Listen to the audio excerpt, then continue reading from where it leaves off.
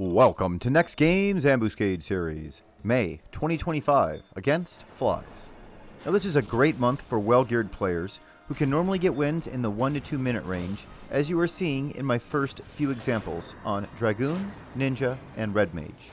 Now lesser geared and returning players will normally see wins in the 4 to 5 minute range, but due to the amount of debuffs that can occur, it can be slower than that. Fortunately, I have some strategies for both types of players to use this month to get their fastest runs in.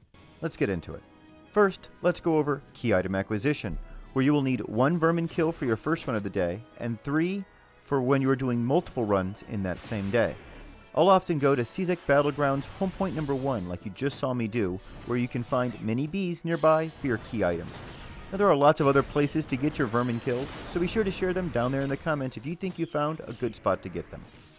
Now, on to the run itself, which this month starts off against a single fly called Nadir. Now this fly, and in fact all the flies that are going to appear during this fight, will have access to the full range of fly abilities, including Venom, which is a conal poison attack, Somersault, which is a single target physical damage attack that can hit for a good amount of damage, and Cursed Sphere, which is an AoE darkness-based attack. And then there is one last ability that you can see, which is Debilitating Drone. And this is the worst one, the one you're hoping not to see, because this is going to apply a random status ailment to everyone in range.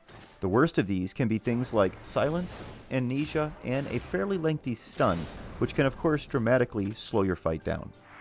Now stocking up on magic evasion for this fight will help a little bit to resist these abilities and these negative status ailments, but expect still for some of them to land on you during the fight and for you to have to adjust your strategy based upon what you get. Now of course a single fly with these abilities won't be much of a challenge, so additional putrescent flies will be summoned at certain health intervals to assist the main boss. Now these do not need to be killed in order for you to win this fight, and each one present is going to reduce the main boss's defense substantially. So if you can manage to lease all of them out, it's going to produce the fastest kills at the risk of being overrun by all those flies.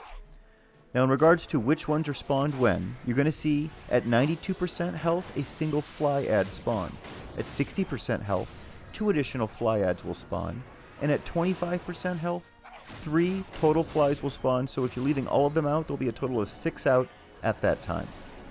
Now there is an additional benefit to having flies out, and that is you can now trigger a total of 2 golden bombs. The first bomb can be spawned by doing 2 magic bursts with at least 1 fly ad present. The second golden bomb can be spawned by doing 4 to 5 skill chains with the ads out. Now it's fairly easy to make that first golden bomb appear right away this month. Right as you cross that 92% threshold, make sure you're doing a skill chain, and then either magic burst it yourself 2 times right after you land that skill chain and right after that ad spawns, or have Matsui P do it for you if you're on a job incapable of magic bursting yourself, as you see me do in my Dragoon battle example. Now the second golden bomb may be missed if your damage is actually too high. You will actually end up killing the boss before you get in the necessary amount of skill chains. You saw an example of this happening in the first battle example with Dragoon, where I needed to get in 1 more skill chain for that second golden bomb to spawn. So this means if you want to get the full 500 hallmarks this month that is possible in each run, then you may need to slow yourself down just a bit to get that second bomb to spawn if your weapon skill damage is high enough. Keep this in mind. Now let's talk about how I'm taking this one on in my 4 battle examples today. In that first battle example in Dragoon, I simply went for a Zergfest and was able to win the run in less than a minute, at the expense of not spawning a second golden bomb. I used Matsui P to spawn the first, Arki V to tank, Joachim and Korumoru for haste cap, and Yoran Oran for cures. Now in my second battle example on Ninja, I tanked myself while using my standard trust for haste cap and cures. I found that if I used damage dealing trust, such as Koltada, which would boost my attack, this would make it so I would often finish off the boss before that second bomb spawned, and before I got those necessary skill chains in.